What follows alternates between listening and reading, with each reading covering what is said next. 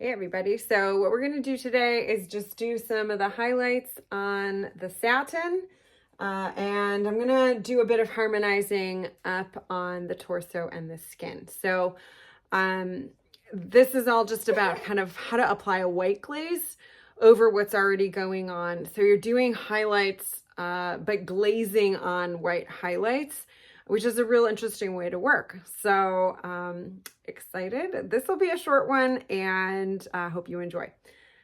Let's dive in. Okay. So I'm actually going to start out with my white. That's kind of where we left off. And just looking at my reference.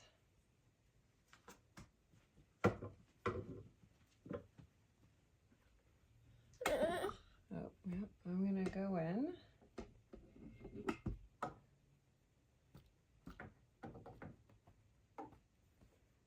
To the brightest whites first, just to make sure I've got those. Now I'm going to use, if I can, there we go. This is kind of like a really shitty, fuzzy, wonderful brush that I've had for aeons, you can tell.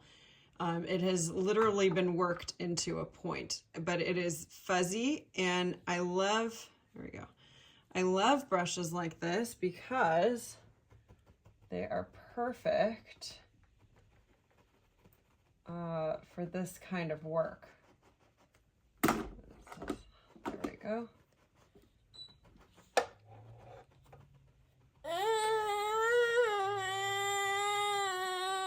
So I'm just trying to get some of these highlights.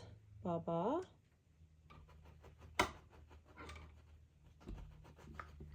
Baby hawk, please, please, please be gentle. And I'm gonna work them up, ooh, yoy, to the level that they need to be.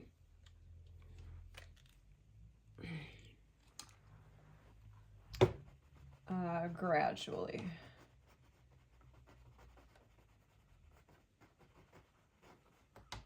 So I love that brightness. That's kind of perfect. So I'm going to go in gently here. Yeah, baby hawk. And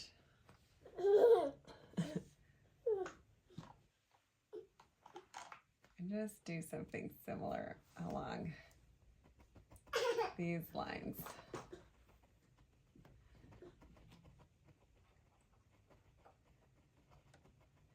So I'm using a very kind of dabbing motion, as you can see.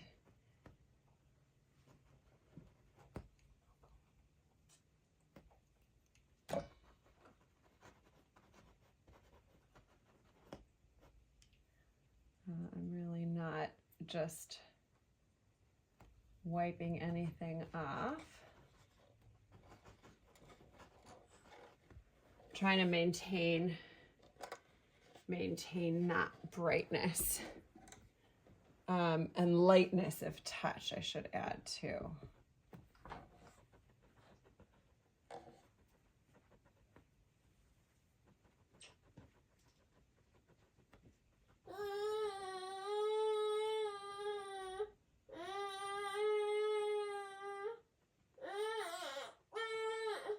I'm just going along this edge here.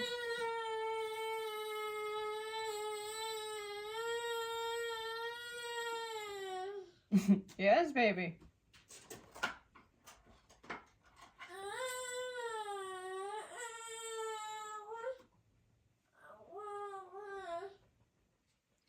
And I'm just looking at my reference and just trying to get this in the correct place. Kind of going back into some of this stuff. You know, just bringing that white back in a little bit. Now, I'm not sure, once I'm done here, what I might end up doing is doing a bit of a red glaze over some of these highlights once it's dry, because that will get me the right red tone. And it won't just be white highlights, it'll be the red highlights that the satin really does. So I'm gonna go back in at some point, probably right now, and do a little bit, and it might be one of the last, actually, no, it'll probably be one of the last things I do, is this kind of red, I'm sorry, this orange hue that's kind of happening in the bottom will probably reflect into some of this fabric, right? And I want to make sure that I have that, So that's still, you know, it's going to happen. It's just, we're not quite there yet. And I think that that might be like one of the last things I really, really dive into, is getting those highlights sorted. So I'm just going into where we've got some of these bigger brights.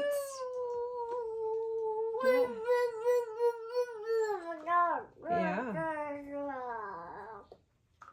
This video is brought to you by Baby Hawk, who is one of your commentators.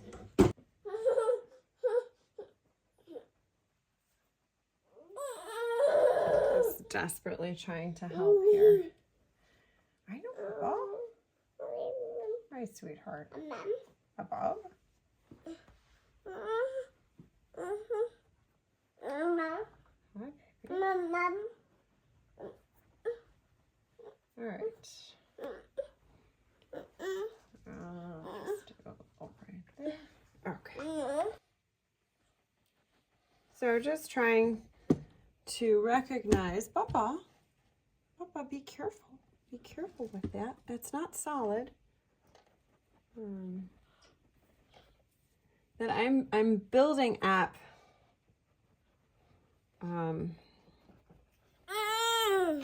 You know, I'm building up the three-dimensionality of this, right? Which is, you know, there is some kind of almost undoing when you first put that color glaze on. Let's make sure, I think we're good, yeah.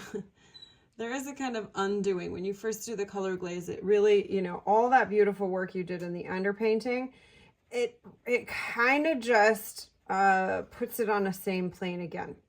You know, and with a little bit of finessing, you've got to build that back up from where you left off in that final blue glaze. So not with too much, because a lot of it should already just be there, right? That's the, if you did your underpainting correctly, you know, in giant air quotes, correctly, for this technique, then, you know, there's a good chunk of the, you know, you put the color glaze on and it's kind of miraculously like 90% there. And that happens, you know, and it depends on the color, it depends on what you're painting, all that kind of good stuff. But for the most part, you can kind of rely on, like, well, if you really put in the effort, then it should, you know, it should really just be there for you when you ask for it to, you know. And that underpainting with that first glaze will just kind of, you know, pop into place, as it were. But that being said, there is very minorly a level of kind of a rehomogenization that does occur. And you kind of, you know, aware of this, that this is what happens. And just knowing, you know, that is why at the end of the day, that is an underpainting, not the finished product. And you have to actually, you know, do some work with that color to bring it into that kind of final level of realization. So we're in those kind of final steps of realization, bringing out what needs to be brought out, and knocking back what needs to be knocked back even more, you know, than kind of what it already was.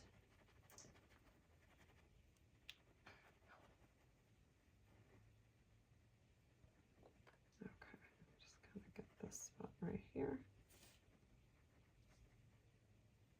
So I'm still using a very glazy white for a lot of this as I'm building this up.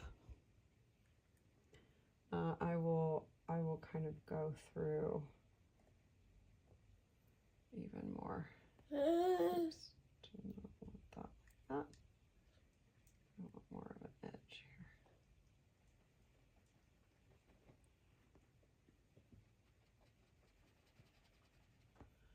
So some things get a bit more white in the paint, and other things get a bit more of a glaze. And as always, you never want a sharp edge.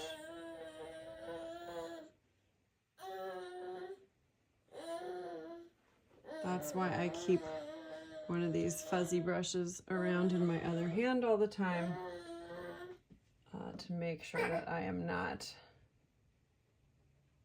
don't have a sharp edge on something, because that will really negatively influence the way your painting looks. Really wild.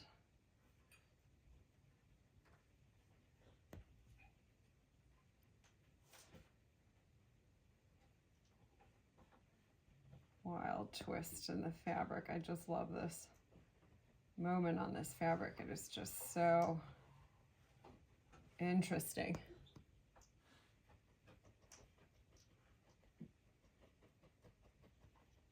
That's what's so crazy about fabric painting, not fabric painting, but painting fabric, is the shapes in it are just so unexpected. It's like, does it really do that? That's crazy. And it's like, yep, it really does. It's just such a bizarre, you know, you just wouldn't ever expect something to look like that. But it does. So it's important to just, you know, try and stay true to your reference. Especially in something like this, because if you were trying to just make this up, you couldn't. Unless, you know, again, if all you did was paint fabric, then sure, yeah, by all means, you could probably make it up because you've just done it a million times. But, you know, how many people this day and age, you know, spend months studying what fabric does? We should, I'm guessing, but we don't. And so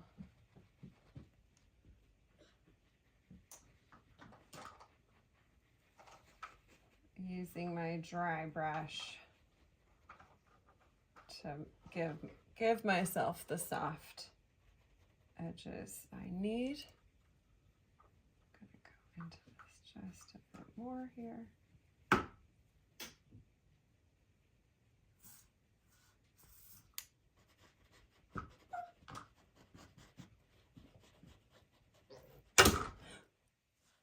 Baby hug.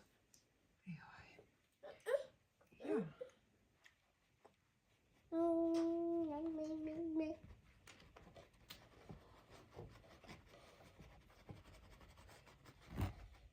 Baby hug, please be careful.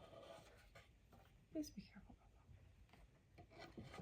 Okay, we're gonna go up along here. And up.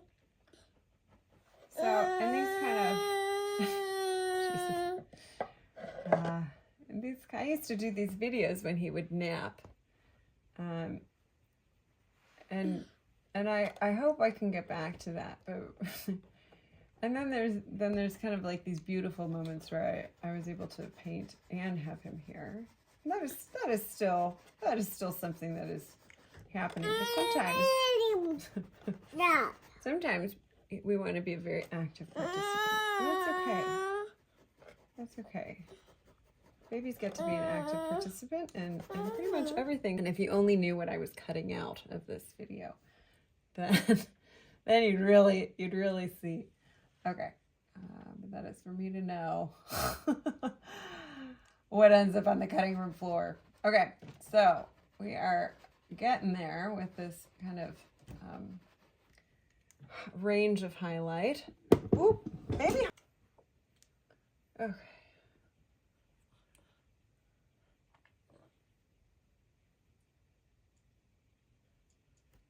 All right, so I'm just doing that same motion.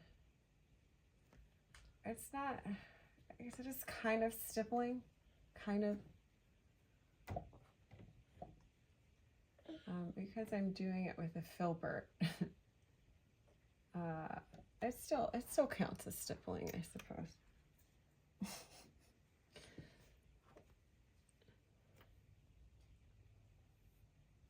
But I just want to get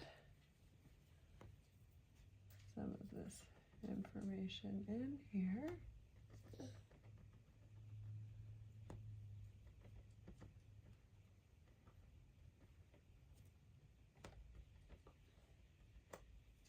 There.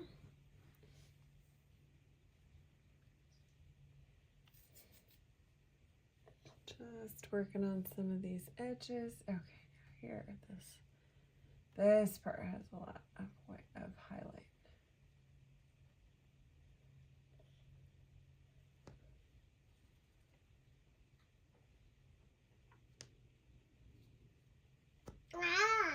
Yeah.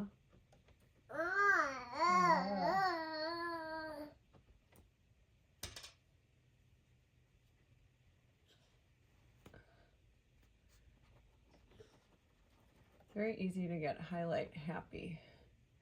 And so I always just try to be mindful that I am only doing what needs it and not overdoing it.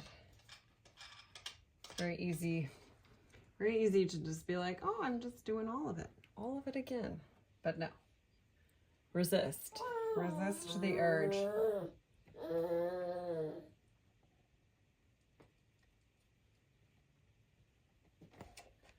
Resist the urge. And just try to,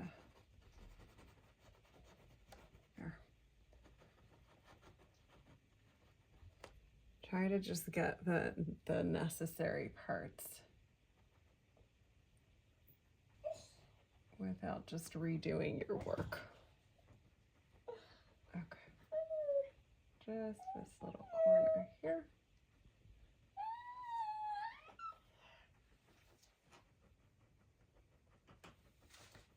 There we go.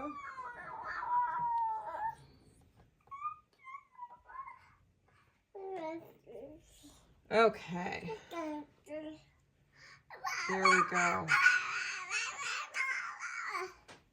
Okay, we're gonna pull out a bit, and just because I have some of this white on my brush, I want to, and the abdomen and his face just kind of drive me crazy. I'm going to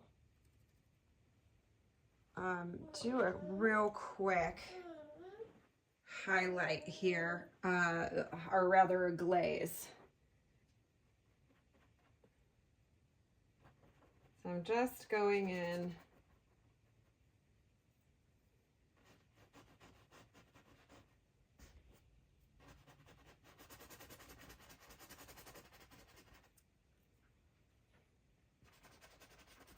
Oops, I need a different brush. Here's my brush. Okay, so I'm just doing this. I'm going to do this real fast.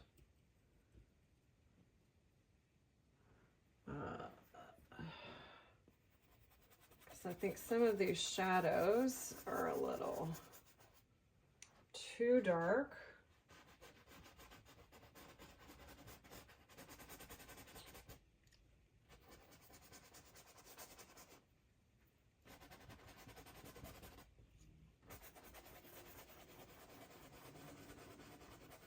And so I want to just harmonize them with kind of the rest of the skin, that what's going on before I kind of go any further.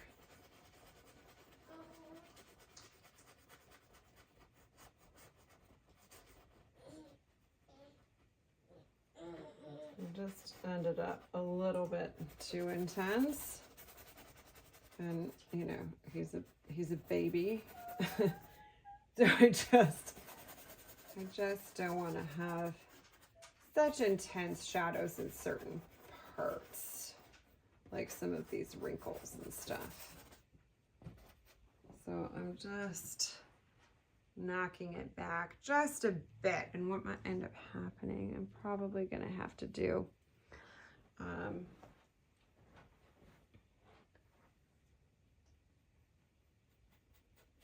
skin tone glaze, because that might be getting a little bit too bright. So you can see there's kind of a push and pull here, and that's where we're at. Skin tone. Some of this stuff, you know, it just gets complicated, and getting the colors correct, getting the shadows correct, all that stuff. You know, you just have to keep playing with it. It's not,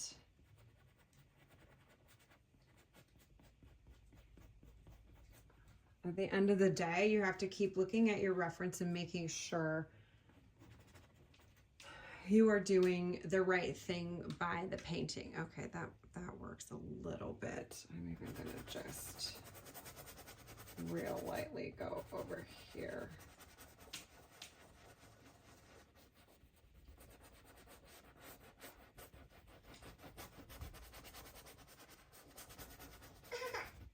You know what, for funsies, I might just do the whole thing, because some of it just, I don't like. Bless you, Bubs.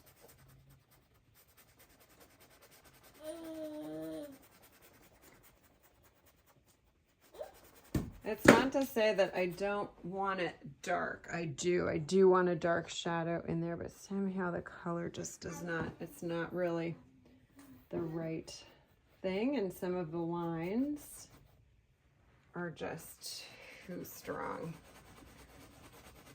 So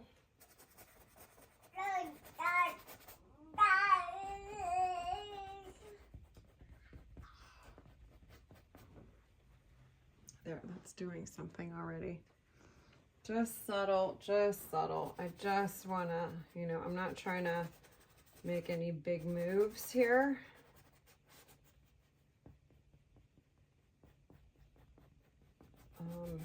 But you can see that that makes a difference.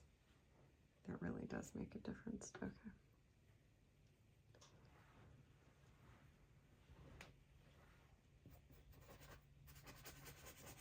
I liked what happened when I did that here, so I'm going to just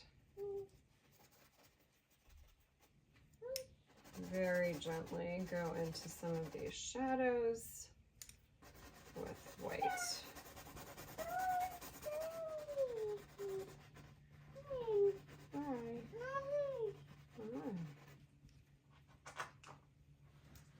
What it also does is it kind of brings a purple into the shadow, because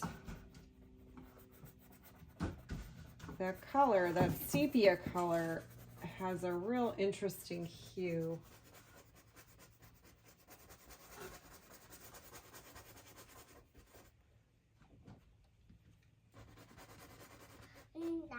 Yeah.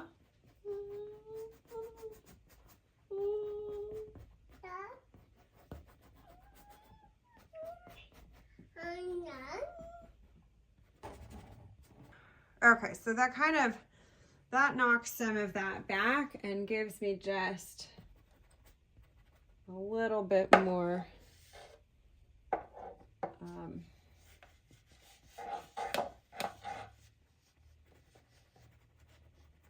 more to work with here. because there's some of the shadows that need to be very bright are, some of them, or rather some of the highlights that need to be very bright are perfect, and some of the shadows just have gotten a little too off color. So what I'm going to have to do, this is getting much better. What I'm going to do here is go back in and do that shadow just a little bit differently than what I have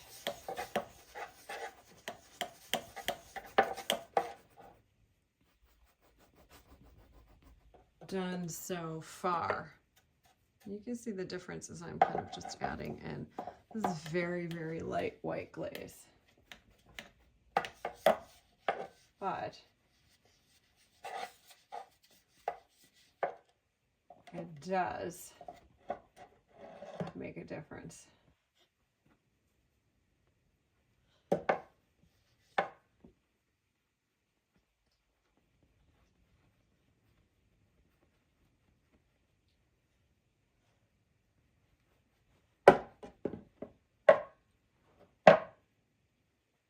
It does make a difference. It softens things out.